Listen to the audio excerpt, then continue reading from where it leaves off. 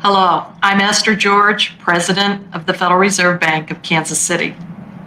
In late August each year since 1982, the Kansas City Fed has been honored to welcome central bankers, policymakers, academics, and others to Jackson Hole, Wyoming for our Economic Policy Symposium.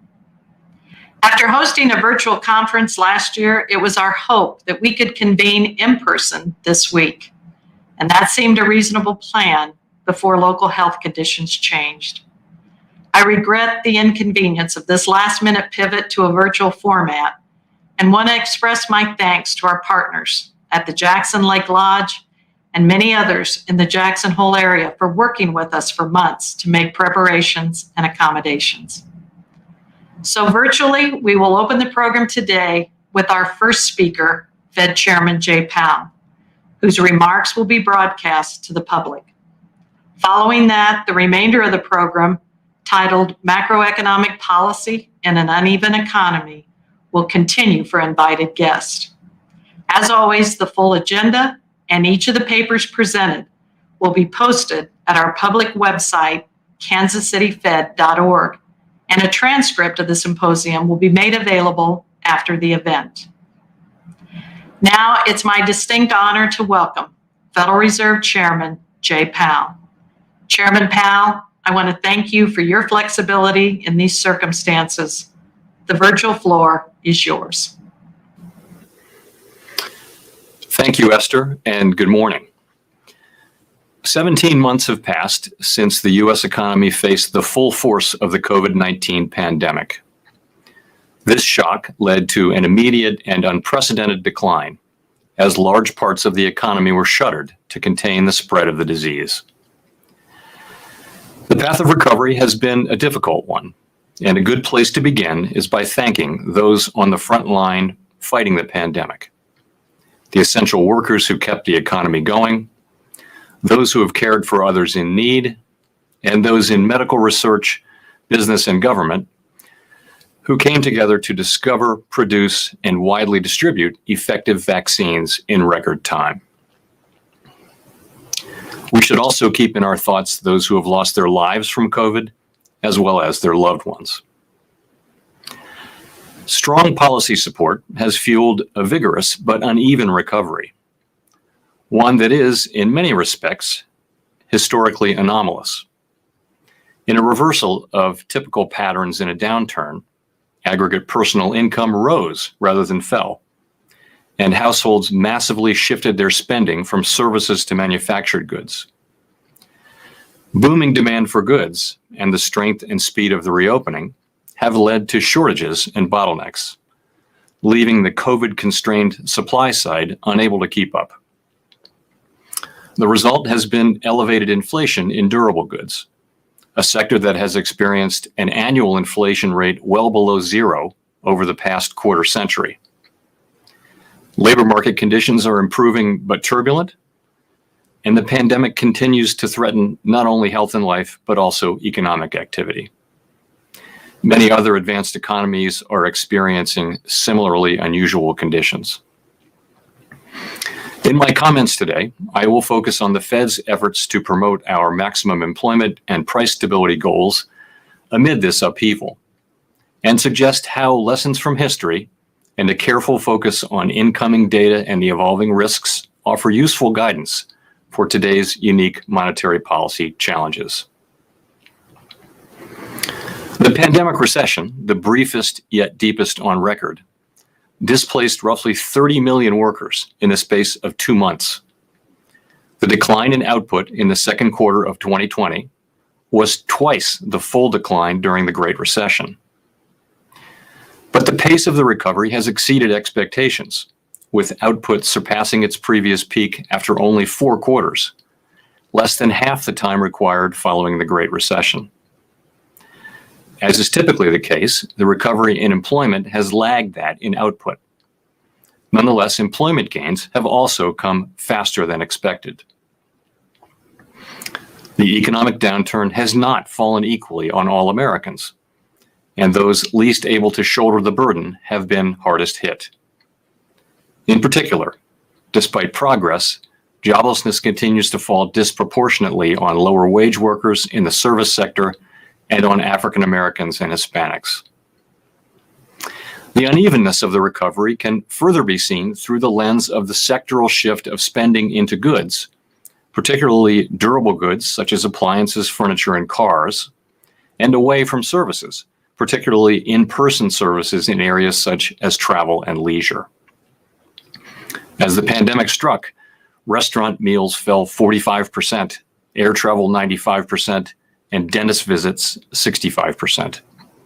Even today, with overall GDP and consumption spending more than fully recovered, services spending remains about 7% below trend. Total employment is now 6 million below its February 2020 level, and 5 million of that shortfall is in the still depressed service sector. In contrast, spending on durable goods has boomed since the start of the recovery and is now running about 20% above the pre-pandemic level. With demand outstripping pandemic-afflicted supply, rising durables prices are a principal factor lifting inflation well above our 2% objective. Given the ongoing upheaval in the economy, some strains and surprises are inevitable. The job of monetary policy is to promote maximum employment and price stability as the economy works through this challenging period. I'll turn now to a discussion of progress toward those goals. The outlook for the labor market has brightened considerably in recent months. After faltering last winter, job gains have risen steadily over the course of this year and now average 832,000 over the past 3 months, of which almost 800,000 have been in services. The pace of total hiring is faster than at any time in the recorded data before the pandemic. The levels of job openings and quits are at record highs, and employers report that they cannot fill jobs fast enough to meet returning demand. These favorable conditions for job seekers should help the economy cover the considerable remaining ground to reach maximum employment. The unemployment rate has declined to 5.4%, a post-pandemic low, but is still much too high, and the reported rate understates the amount of labor market slack. Long-term unemployment remains elevated, and the recovery in labor force participation has lagged well behind the rest of the labor market, as it has in past recoveries.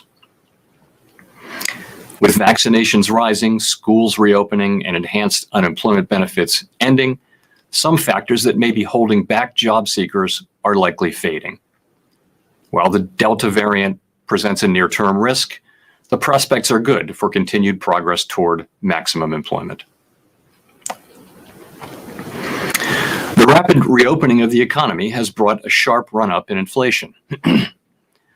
Over the 12 months through July, measures of headline and core PCE inflation have run at 4.2% and 3.6% respectively, well above our 2% longer run objective. Businesses and consumers widely report upward pressure on prices and wages. Inflation at these levels is, of course, a cause for concern. But that concern is tempered by a number of factors that suggest that these elevated readings are likely to prove temporary. This assessment is a critical and ongoing one, and we are carefully monitoring incoming data. The dynamics of inflation are complex, and we assess the inflation outlook from a number of different perspectives, as I will now discuss. The spike in inflation is so far largely the product of a relatively narrow group of goods and services that have been directly affected by the pandemic and the reopening of the economy. The durable goods alone contributed about 1% to the latest 12-month measures of headline and core inflation. Energy prices, which rebounded with the strong recovery, added another 0.8% to headline inflation. And from long experience, we expect the inflation effects of these increases to be transitory. In addition, some prices, for example, for hotel rooms and airplane tickets, declined sharply during the recession and have now moved back up close to pre-pandemic levels. The 12-month window we use in computing inflation now captures the rebound in prices but not the initial decline, temporarily elevating reported inflation. These effects, which are adding a few tenths to measured inflation, should wash out over time. We consult a range of measures meant to capture whether price increases for particular items are spilling over into broad-based inflation. These include trimmed mean measures and measures excluding durables and computed from just before the pandemic. These measures generally show inflation at or close to our 2% longer run objective. We would be concerned at signs that inflationary pressures were spreading more broadly through the economy. We are also directly monitoring the prices of particular goods and services most affected by the pandemic and the reopening, and are beginning to see a moderation in some cases as shortages ease. Used car prices, for example, appear to have stabilized. Indeed, some price indicators are beginning to fall. If that continues, as many analysts predict, then used car prices will soon be pulling measured inflation down, as they did for much of the past decade. This same dynamic of upward inflation pressure dissipating and in some cases reversing seems likely to play out in durables more generally. Over the 25 years preceding the pandemic, durables prices actually declined, with inflation averaging negative 1.9% per year. As supply problems have begun to resolve, inflation in durable goods other than autos has now slowed and may be starting to fall. It seems unlikely that durables inflation will continue to contribute importantly over time to overall inflation. We will be looking for evidence that supports or undercuts that expectation. We also assess whether wage increases are consistent with our 2% inflation goal over time. Wage increases are essential to support a rising standard of living and are generally, of course, a welcome development. But if wage increases were to move materially and persistently above the levels of productivity gains and inflation, businesses would likely pass those increases on to customers, a process that could become the sort of wage price spiral seen at times in the past. Today, we see little evidence of wage increases that might threaten excessive inflation. Broad-based measures of wages that adjust for compositional changes in the labor force, such as the Employment Cost Index and the Atlanta Wage Growth Tracker, show wages moving up at a pace that appears consistent with our longer-term inflation objective. We will continue to monitor this carefully.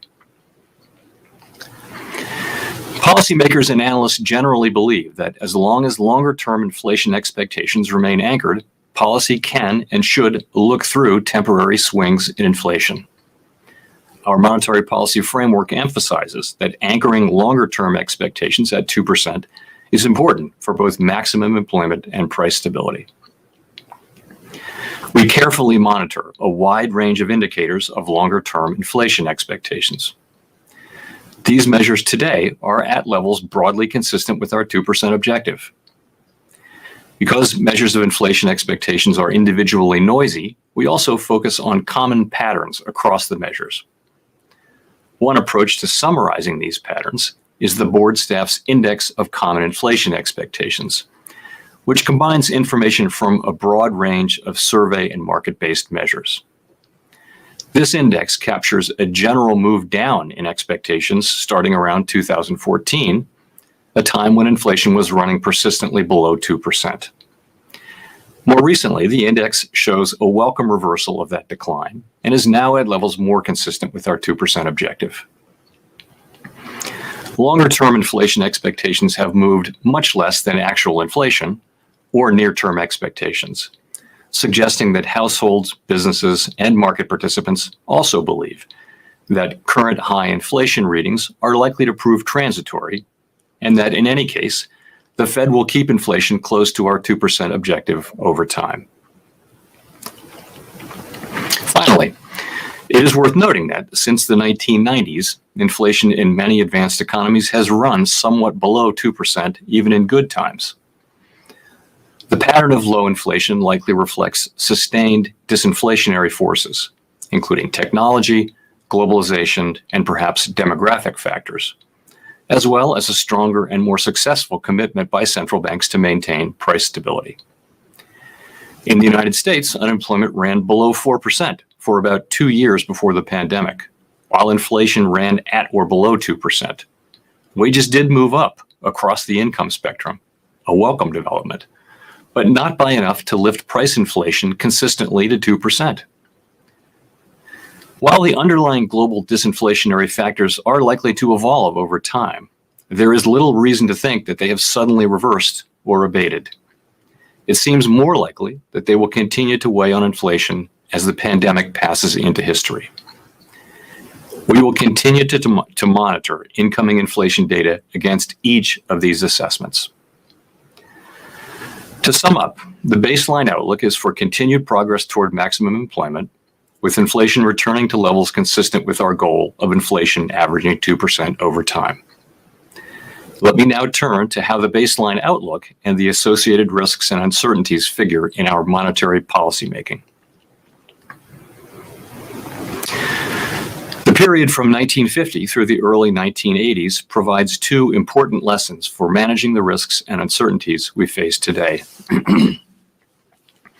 The early days of stabilization policy in the 1950s taught monetary policymakers not to attempt to offset what are likely to be temporary fluctuations in inflation. Indeed, responding may do more harm than good, particularly in an era where policy rates are much closer to the effective lower bound, even in good times. The main influence of monetary policy on inflation can come after a lag of a year or more. If a central bank tightens policy in response to factors that turn out to be temporary, the main policy effects are likely to arrive after the need has passed. The ill-timed policy move unnecessarily slows hiring and other economic activity and pushes inflation lower than desired. Today, with substantial slack remaining in the labor market and the pandemic continuing, such a mistake could be particularly harmful. We know that extended periods of unemployment can mean lasting harm to workers and to the productive capacity of the economy. History also teaches, however, that central banks cannot take for granted that inflation due to transitory factors will fade. The 1970s saw two periods in which there were large increases in energy and food prices, raising headline inflation for a time. But when the direct effects on headline inflation eased, core inflation continued to run persistently higher than before. One likely contributing factor was that the public had come to generally expect higher inflation, one reason why we now monitor inflation expectations so carefully. Central banks have always faced the problem of distinguishing transitory inflation spikes from more troublesome developments, and it is sometimes difficult to do so with confidence in real time. At such times, there is no substitute for a careful focus on incoming data and evolving risks. If sustained higher inflation were to become a serious concern, the FOMC would certainly respond and use our tools to assure that inflation runs at levels that are consistent with our goal. Incoming data should provide more evidence that some of the supply-demand imbalances are improving, and more evidence of a continued moderation in inflation, particularly in goods and service prices that have been most affected by the pandemic. We also expect to see continued strong job creation, and we'll be learning more about the Delta variant's effects. For now, I believe that policy is well positioned. As always, we are prepared to adjust policy as appropriate to achieve our goals. That brings me to a concluding word on the path ahead for monetary policy. The committee remains steadfast in our oft-expressed commitment to support the economy for as long as is needed to achieve a full recovery. The changes we made last year to our monetary policy framework are well suited to address today's challenges. We have said that we would continue our asset purchases at the current pace until we see substantial further progress toward our maximum employment and price stability goals, measured since last December when we first articulated this guidance. My view is that the substantial further progress test has been met for inflation. There has also been clear progress toward maximum employment, At the FOMC's recent July meeting, I was of the view, as were most participants, that if the economy evolved broadly as anticipated, it could be appropriate to start reducing the pace of asset purchases this year. The intervening month has brought more progress in the form of a strong employment report for July, but also the further spread of the Delta variant. We will be carefully assessing incoming data and the evolving risks. Even after our asset purchases end, our elevated holdings of longer-term securities will continue to support accommodative financial conditions. The timing and pace of the coming reduction in asset purchases will not be intended to carry a direct signal regarding the timing of interest rate liftoff, for which we have articulated a different and substantially more stringent test.